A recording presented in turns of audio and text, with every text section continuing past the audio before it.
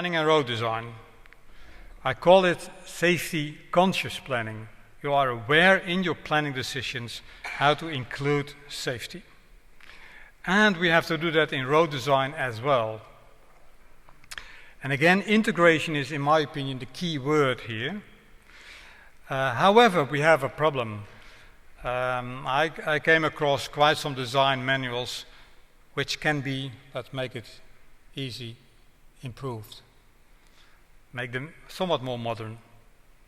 And I believe we have to do that. So we revisit these guidelines, and I do hope that they will improve the situation. If you have guidelines and you apply an intersection like this, so you see the left-hand photograph. The car is trying to make a right-hand turn. There's no indication whatsoever if there's a green light or not. It's not available here. So he has to make up his mind. And I talked about Stobie poles.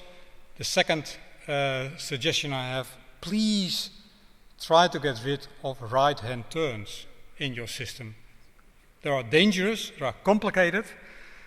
Sometimes you are not defended, so you are waiting in the middle of the road, waiting until somebody hits you in the back, and you have to look all the time for an appropriate gap.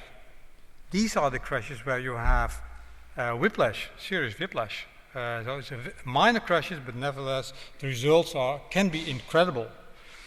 So try to get rid of these right-hand turns, and I understand fully you cannot do that overnight. It is a matter of planning because you have to reach your destination. It's fully aware of that, but nevertheless try to get rid of that. Another element is the size of your roads.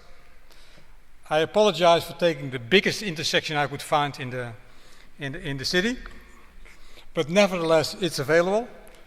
I hope you recognize. I forgot the name, but it's big. It's had a lot of legs, and if the guidelines allow you to make that, the same is true for the right-hand figure. It's far too big. There's no really need, and I challenge the designers to see whether we can narrow down the road space here and there a little bit, without bringing down the capacity of roads, of course. That's not needed in my opinion. And those of you who went to Europe can confirm perhaps what I'm saying here.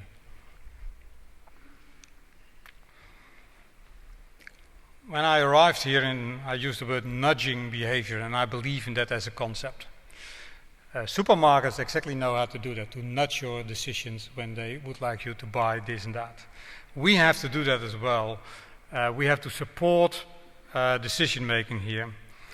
The interesting point here is there are 3 photographs. 2 are from the Netherlands, 1 is from South Australia. And all attempts to nudge behavior. At the left-hand side you see a major intersection, and I admit that's the Netherlands, on which we have a kind of speed hump before you enter this intersection. It's very smooth, but nevertheless don't drive over that hump with 70 km. It's not good for your health. But if you do it with 50, no problem. And the same is true for the raised intersection at the right-hand side. And you learned in the middle you have a safe solution, and that is a roundabout. And we found this one in Adelaide. Retrofitting of roads, that's key, of course, because you're not only making new roads, we have to retrofit it. And I do believe that we have to identify a longer future for corridors. How would we like to see corridors in the future, and how to change them over time, step by step, project by project, with the same perspective in mind. And here I would like to see that longer term perspective, and I invited in my report those who are dealing with that to develop a few examples of how to do that. Starting point for me all the time is the road user. The road user drives the road, and he is confronted with changes all over time, and we have to support and help the road user with that road environment. I come to the next step, and that's vehicles. And here my recommendation is only safe cars are good enough. I don't understand very well why you import substandard cars in this country. There must be a reason, but I would say you deserve better. You deserve better. Why not import safe cars? And that's not something to be decided by this minister, I know that of course, but we have to work on that in this country that you import safe cars. We do know that you have an old fleet in this state. We do know that modern cars are safer than older cars, and we have to bring in that safety as soon as possible to the roads. My proposal would be to invite all fleet owners only to buy safe cars for their staff. I don't see why they would compromise on this. And the last recommendation I have is something dealing with you as a parent and you with your kids. Why do you give unsafe cars to young people who has already a high risk? And we have to think about how to get this mechanism being done in this state. Because I know, of course, that cheaper cars are very welcomed by decision makers in that stage. But it's not a wise decision to give unsafe cars to young kids. Parents are looking for the best school, the best education. Why not looking for the best and safe cars?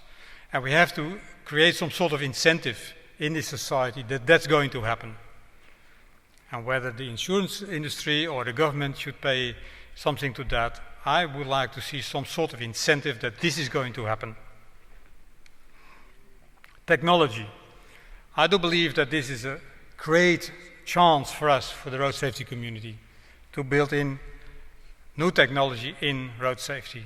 That's not easy. There's a lot going on in Europe, in the United States, in Japan, and this, in a way, is a small state for that. But nevertheless, I do believe that there are a few opportunities for this state, and that's the reason why I'm going to make a proposal to build a forum for this, in which industry, government, research, consumer organizations are cooperating together. I give you two examples. E-call. I don't know whether you are familiar with that. You have a car, you hit something, you have a crash. There are triggers in the car indicating that there is a crash. That's a signal sent to an emergency service, and they know immediately that something was wrong on the road.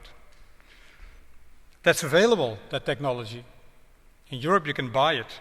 The European Union decided to make that obligatory in the future. And I would suggest, in such an enormous state as you are, that this e-call, as we call it, really makes sense. I have another example, and that is speed limits. We have the opportunity these days to bring speed limit information in the car. You can bring it in a head-up display, or you can bring it to your dashboard, and you have it. So there's no misunderstanding anymore what is the prevailing speed limit. It's a help for you. You can add to that you are informed when you're driving too fast.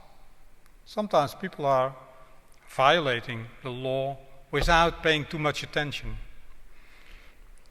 So my youngest daughter, has that in her car, and she was amazed because it's a little car, I admit. But she was amazed having that already in that segment of the market. But it's available. And what you need in this state then is a digital speed limit map. And then the TomToms of the world can bring that to your car. So that's about technology. I do believe this has a great opportunity, and I see this also as an industry niche and an opportunity for research. Education. Only evidence-based education will be carried out. I was exposed to quite some activities in the field of education, and it's good. However, I would recommend to align this somewhat better between all the providers in this state. They all have different packages, come up with different messages, and that's somewhat confusing. So aligning them. On the other hand, I would like to welcome a facility to support schools, because we all know that schools are overloaded with everything. And we have to make it attractive for schools to buy this in. And that's the reason why I suggest to come up with a new organization supporting schools and providers to do the right education at schools. Talking about campaigns, mainly the campaigns organized by the Motor Accident Commission, they have quite some knowledge already, and I would like to strengthen that even more, to give them more scientific evaluation results to improve their performance. And I would like to see more and more these campaigns being connected to other activities. Novice drivers. We all know that novice drivers do run a high risk. And we know that especially males have these high risks. I try to understand your driving education system. I fail to do that.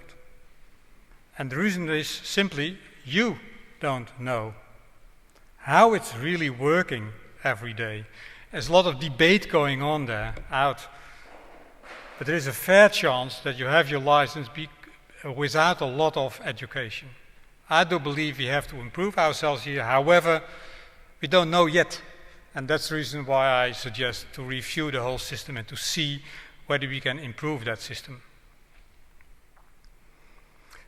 My recommendation would be to continue with graduated licensing systems. You have that already, and we have quite some research from all over the world what is effective when it comes to this graduated licensing. And we have to discuss items such as curfews and limitation of passengers, because we know that's effective. I'm not going to propose that in my report, but we need a discussion on that.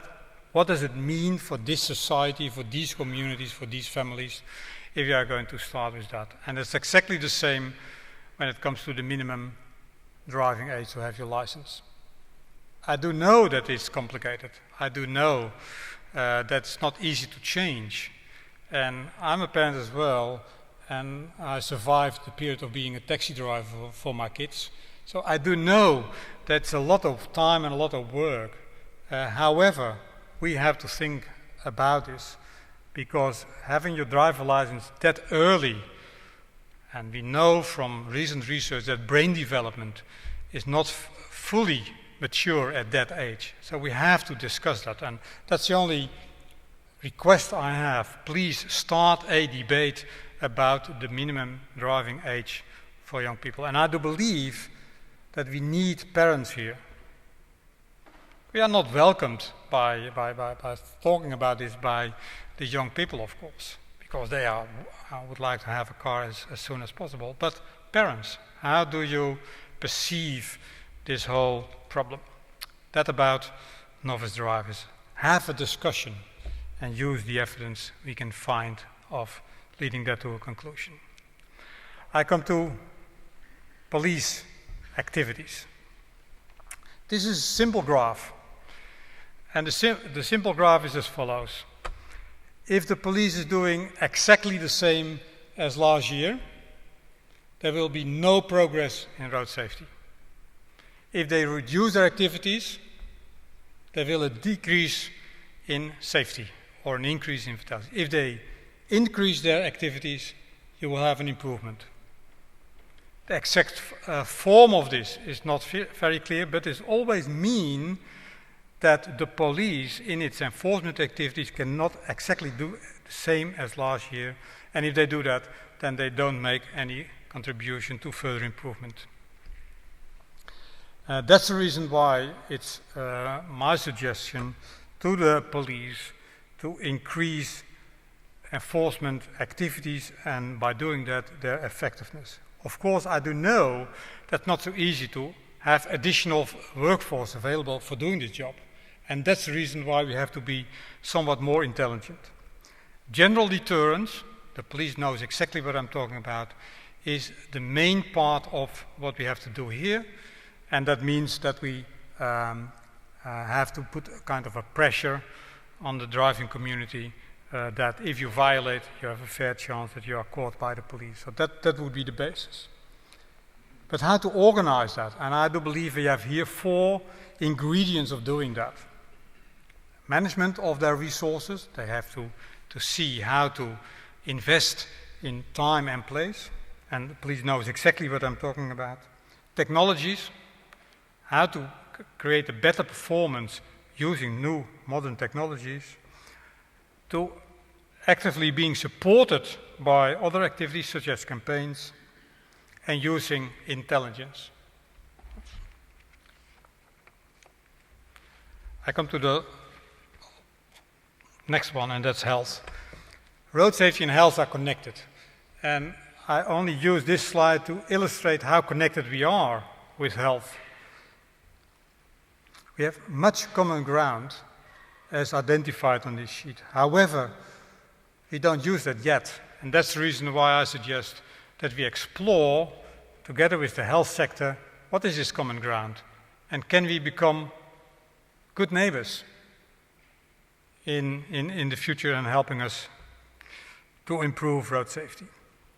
And I believe that health in all policies can be seen as an invitation to the road safety sector to cooperate with them. I'm not going to escape to talk about speed management. Some of you following me in the press know this is my favorite subject.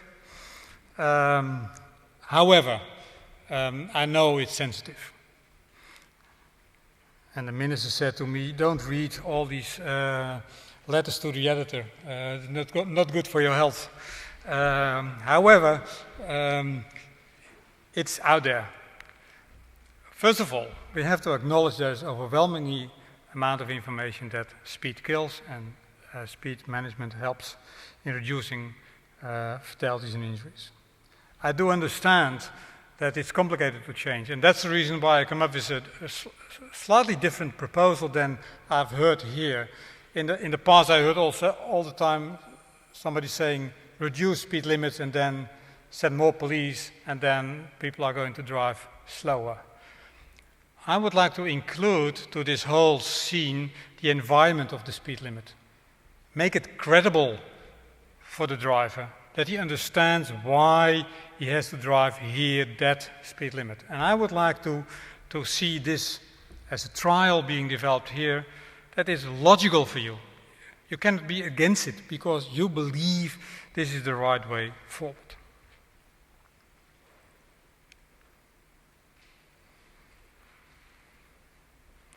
There's 3 roads. You know the speed limit on these three roads? 2 are simple, isn't it? But the third one is 100k as well. It's a gravel road. And we traveled that gravel road. Well, you remember that. We traveled that gravel road. And a few skid marks. You cannot explain that to nobody, that you have the same speed limit on those roads. So you have to think about how to set your speed limits in the future. If it's a high-performing road, well-designed, 100 is no problem. But sometimes 100 is really too fast. And here you have at the left-hand side 2 examples of that. I come to bicycling. As I said, I'm bicycling myself here in the city. And it can be dangerous. You have to do that very defensively. At least that's what I do. And I have the big question why you expose bicyclists to fast-moving vehicles. That's not safe. And although some people say, well, we have cycle advocacies, we need our place on the road, fully right. But I don't believe this is the right way forward. My proposal would be to promote cycling by safe cycle facilities.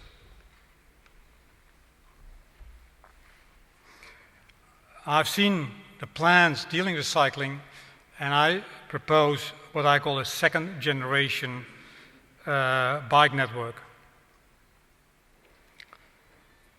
Sometimes you are fond of going to Portland, Oregon, United States. I would like to bring you to Vancouver, Canada. I spent my holidays last year in Vancouver, and then I said to myself, this is the way forward for Adelaide. So these 3 pictures you can see here are from Vancouver. And what they did in the CBD of Vancouver, and perhaps you notice it is a big city, very big city, high volumes of cars in the CBD, but nevertheless they have a grid system in that city, so roads like this. And they took half of the roads in the CBD, one northwest and one southeast.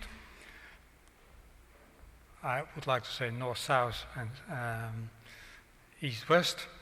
And they brought it to bicycles in a way you see here. And the only problem you have to solve, of course, is can you find the space? What are the shopkeepers thinking about that? And what's to do with your other famous culture here, that you would like to park your car in the shop instead of 3 meters away from the shop? Okay, the last part of my presentation, and then I conclude. Cultural change, I do believe that's needed. All these measures we are talking about, so we are talking about parking, we are talking about speed, we are talking about novice drivers. It's not so easy to implement that, and I fully understand. And that's the reason why I suggest to have a cultural change discussion in this state about road safety. And basically what we have to do with the public out there is to raise awareness of the problem. As the minister said, it's not the problem of your neighbor, of somebody else, it can be the problem of you. And the other element we have to explain is that we can really change the safety record of this state, because to a large extent crashes are predictable and preventable. I'm very much impressed so far by what I heard from politicians here, and I believe that road safety is an area where we have to work towards bipartisan support. I don't believe it's to be understood well if political parties depart on this item, and that's the reason why I talk with both sides of the political spectrum to cooperate here. It's not needed at the end of the day to support every measure, but it's good for road safety that we create bipartisan support for road safety. And I worked on this item in a few more countries in the world, and I was successful everywhere, and I trust I will be successful on this item as well in this state. When it comes to results focus, and that's the last one here, I do believe we have to make organizations more accountable for their performance in improving road safety. And the reason why I'm saying that is we are not going to reach the target 2010, and there was only a very limited response of stakeholders on not reaching the target. So I believe it is helpful of doing that. 3 critical ingredients for success: institutional arrangement, capacity building and knowledge transfer, scientific research and comprehensive data analysis. I hope you understand all these 3. These are critical. If you are not paying enough attention to this, we are not going to be successful because we are not building evidence, and we do need that. I do believe that if I talk about capacity building, that it's very much needed to strengthen local authorities. I do believe they are far more important than they have shown so far, and I would like to include them in road safety. Sometimes I see quite some active local authorities, but I would like to have them all.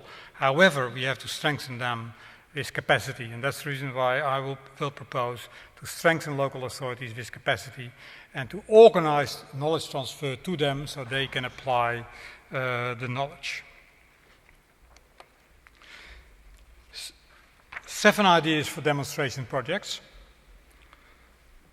Local government road safety action plan. I I'm in discussion already with one of two who have the ambition to do that. A remote area demonstration project. I not touched upon that, about indigenous problems, and there are problems.